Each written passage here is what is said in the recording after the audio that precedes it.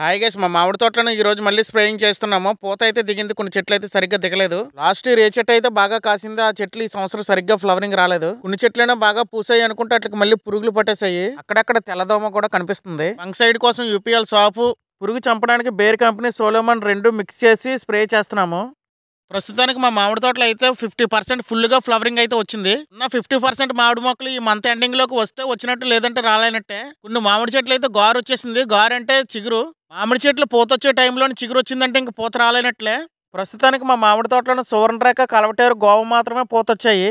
ఈ చెట్లతో పోల్చుకుంటే బంగినపల్లి కొంచెం లేట్ గా పూత వస్తుంది. లాస్ట్ ఇయర్ ఏ చెట్లు అయితే ముందుగా కోత కోస్తున్నామో ఆ చెట్లు ముందుగా పోస్తాయి. వర్షాలు బాగా ఎక్కువగా పడడం వల్ల కొన్ని చెట్లు అయితే లేట్ గా కోసాము, అందువల్ల ఇవి లేట్ గా పోస్తున్నాయి. లాస్ట్ ఇయర్ ఉగాది టైంలోనైతే ఒక్కొక్క మామిడికాయ 50 to 100 grams అయితే కాయ సైజు ఉండేది.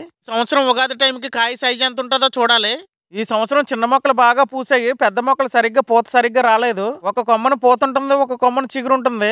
ఈ దిగిన పూతకైనా మంచిగా పించి దిగి కాయ నిలబడాలని దేవుని కోరుకుంటున్నాను నేను. మీలో ఎవరికైనా మామిడి తోటలు ఉన్నట్లయితే ఏ స్టేజ్ లో ఉందో నాకు కామెంట్ చేయండి. లాస్ట్ ఇయర్ మామిడికాయలు ఫుల్ గా ఉన్నప్పుడు ఒక వీడియో చేశాను, ఆ వీడియోకి మంచి రెస్పాన్స్ వచ్చింది.